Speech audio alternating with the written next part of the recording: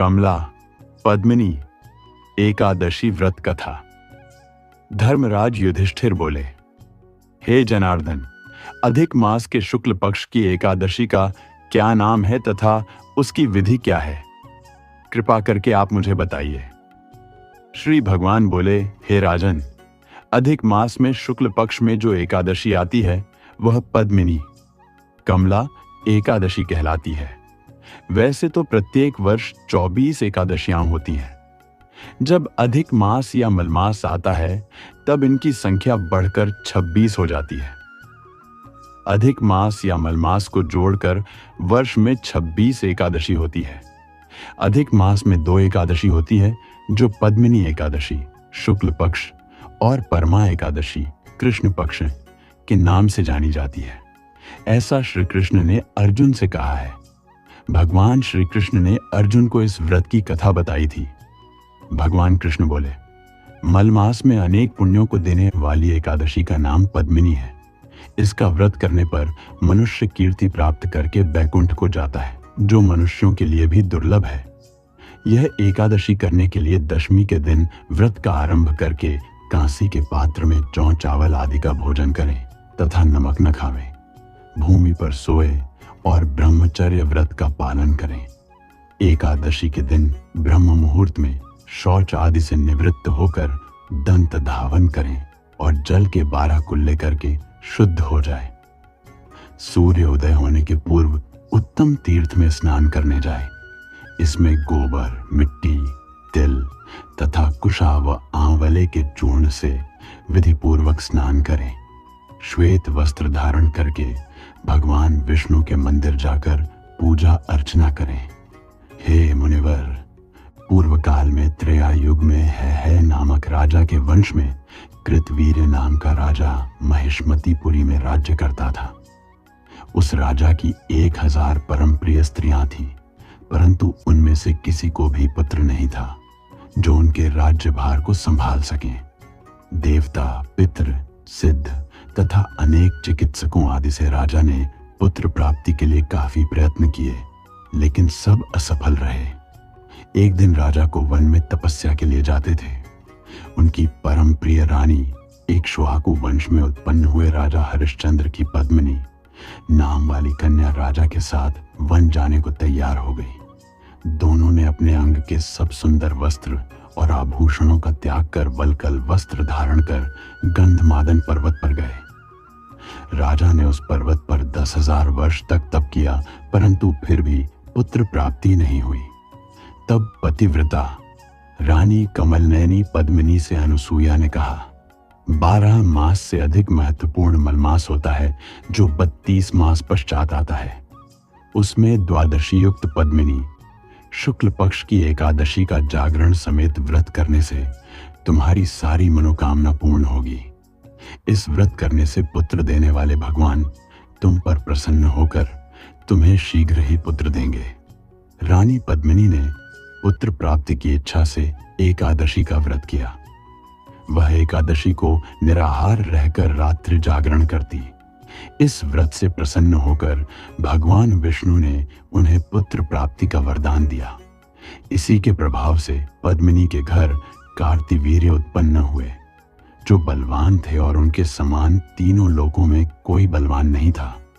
तीनों लोकों में भगवान के सिवा उनको जीतने का सामर्थ्य किसी में नहीं था। सो हे नारद, जिन मनुष्यों ने मलमास शुक्ल पक्ष एकादशी का व्रत किया है, जो संपूर्ण कथा को पढ़ते या सुनते हैं, वे भी यश के भागी होकर विष्णु लोक को प्राप्त होते हैं। कामदा एकादशी व्रत कथा।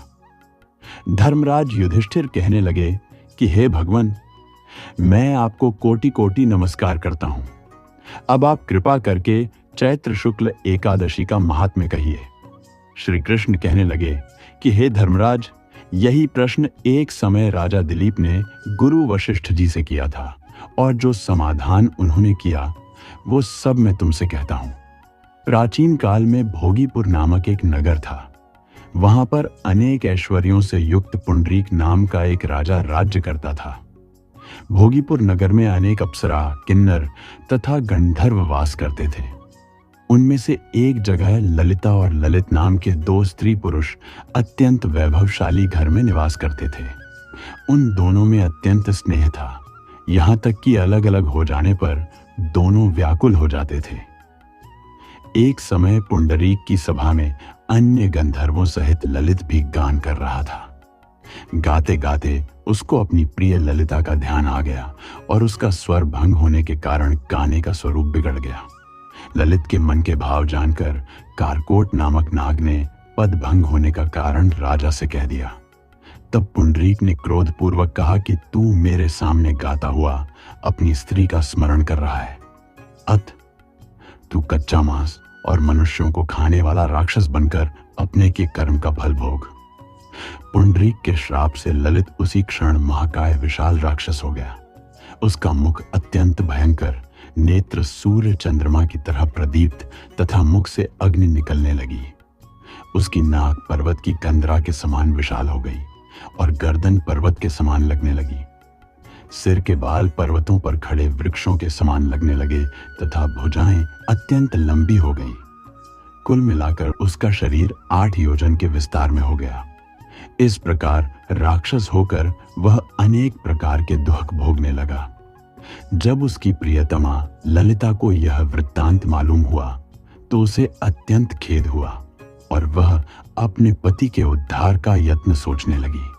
वह राक्षस अनेक प्रकार के घोर दुख सहता हुआ घने वनों में रहने लगा। उसकी स्त्री उसके पीछे पीछे जाती और विलाप करती रहती। एक बार ललिता अपने पति के पीछे घूमती घूमती विंध्याचल पर्वत पर पहुंच गई, जहां पर श्रृंगी ऋषि का आश्रम था। ललिता शीघ्र ही श्रृंगी ऋषि के आश्रम में गई और वहां जाकर विनीत भाव से प्रार्थना करने लगी।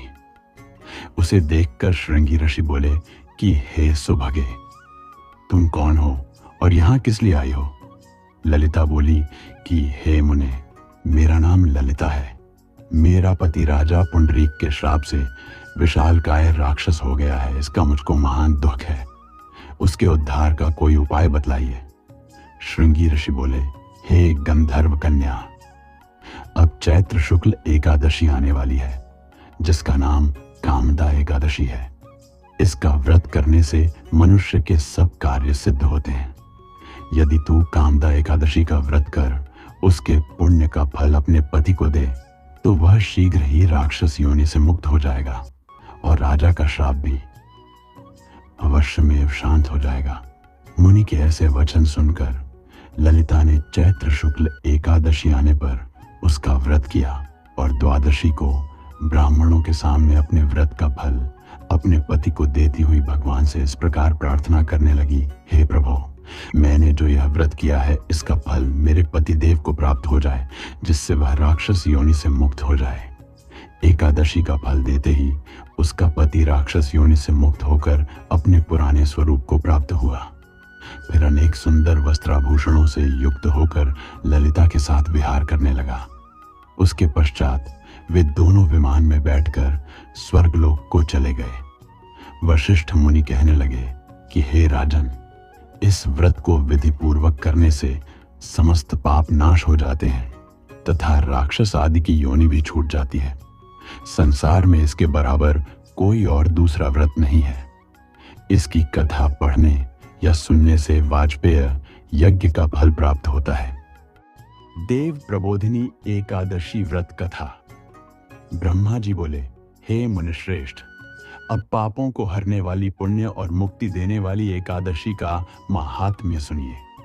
पृथ्वी पर गंगा की महत्ता और समुद्रों तथा तीर्थों का प्रभाव तभी तक है जब तक कि कार्तिक की देव प्रबोधिनी एकादशी तिथि नहीं आती।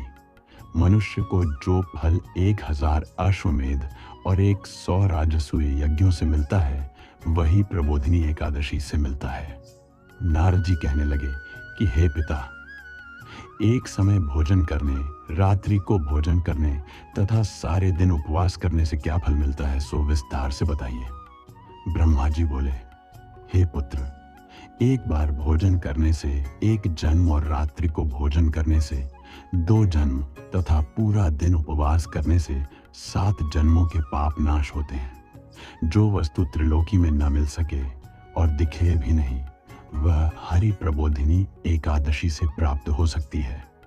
मेरु और मंदराचल के समान भारी पाप भी नष्ट हो जाते हैं तथा अनेक जन्म में किए हुए पाप समूह क्षण भर में भस्म हो जाते हैं। जैसे रुई के बड़े ढेर को अग्नि की छोटी सी चिंगारी पल भर में भस्म कर देती है। विधि पूर्वक थोड़ा सा पुण्य कर्म बहुत फल देता है, परंतु विधि रहित अधिक किया जाए तो भी उसका फल कुछ नहीं मिलता।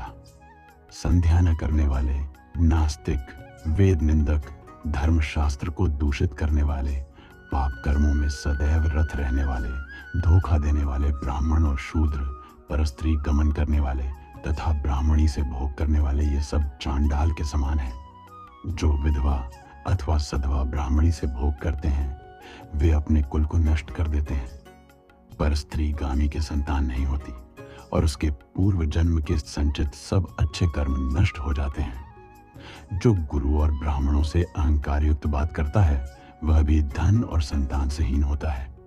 भ्रष्टाचार करने वाला, चांडाली से भोग करने वाला, दुष्ट की सेवा करने वाला और जो नीच मनुष्य की सेवा करते हैं या संगति करते हैं, ये सब पाप हरि प्रबोधिनी एकादशी के व्रत से नष्ट हो जाते हैं। जो मनुष्य इस एकादशी के व्रत को करने का संकल्प मात्र करते हैं उनके 100 जन्मों के पाप नष्ट हो जाते हैं। जो इस दिन रात्रि जागरण करते हैं उनकी आने वाली 10,000 पीढ़ियां स्वर्ग को जाती हैं। नरक के दुखों से छूटकर प्रसन्नता के साथ सुसज्जित होकर वे विष्णु लोक को जाते हैं। ब्रह्म हत्या आदि महान पाप भी इस व्रत के प्रभाव से नष्ट हो जाते हैं। जो फल समस्त तीर्थों में स्नान करने, गौ, स्वर्ण और भूमि का दान करने से होता है, वही फल इस एकादशी की रात्रि को जागरण से मिलता है। हे मुनि शार्दुल, इस संसार में उसी मनुष्य का जीवन सफल है जिसने हरि प्रबोधिनी एकादशी का व्रत किया है। वही ज्ञानी, तपस्वी और जितेंद्रिय है तथा उसी को भोग एवं मोक्ष मिलता है जिसने इस एकादशी का व्रत किया है। वह विष्णु को अत्यंत प्रिय, मोक्ष के द्वार को बताने वाली और उसके तत्व का ज्ञान देने वाली है। मन, कर्म, वचन तीनों प्रकार के पाप इस रात्रि को जागरण से नष्ट हो जाते हैं। इस दिन जो मनुष्य भगवान की प्रसन्नता के लिए स्नान, दान, तप और यज्ञ आदि करते हैं वे अक्षय पुण्य को प्राप्त होते हैं। प्रबोधिनी एकादशी के दिन व्रत करने से मनुष्य के बाल, यौवन और वृद्धावस्था में किए समस्त पाप नष्ट हो जाते हैं। इस दिन रात्रि जागरण का फल चंद्र, सूर्य ग्रहण के समय स्नान करने से 1000 गुना अधिक होता है। अन्य कोई पुण्य इसके आगे व्यर्थ है। जो मनुष्य इस व्रत को नहीं करते उनके अन्य पुण्य भी व्यर्थ ही हैं। अब हे नारद, तुम्हें भी विधि पूर्वक इस व्रत को करना चाहिए। जो कार्तिक मास में धर्म पारायण होकर अन्न नहीं खाते उन्हें चांद्रायण व्रत का फल प्राप्त होता है। इस मास में भगवान दानादि से जितने प्रसन्न नहीं होते जितने शास्त्रों में लिखी कथाओं के सुनने से होते हैं। कार्तिक मास में जो भगवान विष्णु की कथा का एक या आधा श्लोक भी पढ़ते, सुनने या सुनाते हैं उनको भी 100 गायों के दान के बराबर फल मिलता है। अत अन्य सब कर्मों को छोड़कर कार्तिक मास में मेरे सन्मुख बैठकर कथा पढ़नी या सुननी चाहिए। जो कल्याण के लिए इस मास में हरि कथा कहते हैं वे सारे कुटुंब का क्षण मात्र में उद्धार कर देते हैं। शास्त्रों की कथा कहने सुनने से 10,000 यज्ञों का फल मिलता है। जो नियम पूर्वक हरि कथा सुनते हैं वे 1000 गोदान का फल पाते हैं। विष्णु के जागने के समय जो भगवान की कथा सुनते हैं वे 7 द्वीपों समेत पृथ्वी के दान करने का फल पाते हैं। कथा सुनकर वाचक को जो मनुष्य सामर्थ्य के अनुसार दक्षिणा देते हैं उनको सनातन लोक मिलता है। व्रत करने की विधि। ब्रह्मा जी की यह बात सुनकर नारद जी ने कहा कि भगवान, इस एकादशी के व्रत की विधि हमसे कहिए और बताइए कि कैसा व्रत करना चाहिए। इस ब्रह्मा जी ने कहा कि ब्रह्म मुहूर्त में जब 2 घड़ी रात्रि रह जाए तब उठकर शौचादि से निवृत्त होकर दंत धावन आदि कर नदी, तालाब, कुआं, बावड़ी या घर में ही जैसा संभव हो स्नान आदि करें, फिर भगवान की पूजा करके कथा सुने, फिर व्रत का नियम ग्रहण करना चाहिए। उस समय भगवान से प्रार्थना करें कि हे भगवान, आज मैं निराहार रहकर व्रत करूंगा, आप मेरी रक्षा कीजिए। दूसरे दिन द्वादशी को भोजन करूंगा। तत्पश्चात भक्तिभाव से व्रत करें तथा रात्रि को भगवान के आगे नृत्य, गीत आदि करना चाहिए। कृपणता त्याग कर बहुत से फूलों, फल, अगर, धूप आदि से भगवान का पूजन करना चाहिए। शंख जल से भगवान को अर्घ्य दें, इसका समस्त तीर्थों से करोड़ गुना फल होता है। जो मनुष्य अगस्त्य के पुष्प से भगवान का पूजन करते हैं, उनके आगे इंद्र भी हाथ जोड़ता है। तपस्या करके संतुष्ट होने पर हरि भगवान जो नहीं करते, वह अगस्त्य के पुष्पों से भगवान को अलंकृत करने से करते हैं। जो कार्तिक मास में बिल्वपत्र से भगवान की पूजा करते हैं, वे मुक्ति को प्राप्त होते हैं। कार्तिक मास में जो तुलसी से भगवान का पूजन करते हैं, उनके 10,000 जन्मों के पाप नष्ट हो जाते हैं। तुलसी दर्शन करने, स्पर्श करने, कथा कहने, नमस्कार करने, स्तुति करने, तुलसी रोपण, जल से सींचने और प्रतिदिन पूजन सेवा आदि करने से 1000 करोड़ युग पर्यंत विष्णु लोक में निवास करते हैं। जो तुलसी का पौधा लगाते हैं, उनके कुटुंब से उत्पन्न होने वाले प्रलय काल तक विष्णु लोक में निवास करते हैं। तुलसी रोपण का महत्व है मुनि। रोपी तुलसी जितनी जड़ों का विस्तार करती है, उतने ही 1000 युग पर्यंत तुलसी रोपण करने वाले सुकृत का विस्तार होता है। जिस मनुष्य की रोपणी की हुई तुलसी जितनी शाखा, प्रशाखा, बीज और फल पृथ्वी में बढ़ते हैं, उसके उतने ही कुल जो बीत गए हैं और होंगे 2000 कल्प तक विष्णु लोक में निवास करते हैं। जो कदम्ब के पुष्पों से श्रीहरि का पूजन करते हैं, वे भी कभी यमराज को नहीं देखते। जो गुलाब के पुष्पों से भगवान का पूजन करते हैं, उन्हें मुक्ति मिलती है। जो वकुल और अशोक के फूलों से भगवान का पूजन करते हैं, वे सूर्य चंद्रमा रहने तक किसी प्रकार का शोक नहीं पाते।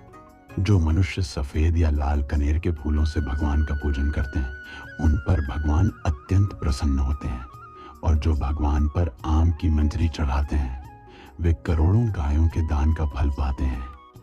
जो दूब के अंकुरों से भगवान की पूजा करते हैं, वे 100 गुना पूजा का फल ग्रहण करते हैं। जो शमी के पत्र से भगवान की पूजा करते हैं, उनको महाघोर यमराज के मार्ग का भय नहीं रहता। जो भगवान को चंपा के फूलों से पूजते हैं, वे फिर संसार में नहीं आते। केतकी के पुष्प चढ़ाने से करोड़ों जन्म के पाप नष्ट हो जाते हैं। पीले रक्त वर्ण के कमल के पुष्पों से भगवान का पूजन करने वाले को श्वेत द्वीप में स्थान मिलता है। इस प्रकार रात्रि को भगवान का पूजन कर प्रातः काल होने पर नदी पर जाएं और वहां स्नान, जप तथा प्रातः काल के कर्म करके घर पर आकर विधि पूर्वक केशव का पूजन करें। व्रत की समाप्ति पर विद्वान ब्राह्मणों को भोजन कराएं और दक्षिणा देकर क्षमा याचना करें। इसके पश्चात भोजन, गौ और दक्षिणा देख गुरु का पूजन के ब्राह्मणों को दक्षिणा दें और जो चीज व्रत के आरंभ में छोड़ने का नियम किया था, वह ब्राह्मणों को दें। रात्रि में भोजन करने वाला मनुष्य ब्राह्मणों को भोजन कराए तथा स्वर्ण सहित बैलों का दान करे। जो मनुष्य मांसाहारी नहीं है, वह गौदान करे। आंवले से स्नान करने वाले मनुष्य को दही और शहद का दान करना चाहिए। जो फलों को त्यागे, वह फल दान करे। तेल छोड़ने से घृत और घृत छोड़ने से दूध, अन्न छोड़ने से चावल का दान किया जाता है। इसी प्रकार जो मनुष्य भूमि शयन का व्रत लेते हैं, उन्हें शैया दान करना चाहिए। साथ ही तुलसी सब सामग्री सहित देना चाहिए। पत्ते पर भोजन करने वाले को सोने का पत्ता घृत सहित देना चाहिए। मौन व्रत धारण करने वाले को ब्राह्मण और ब्राह्मणी को घृत तथा मिठाई का भोजन कराना चाहिए।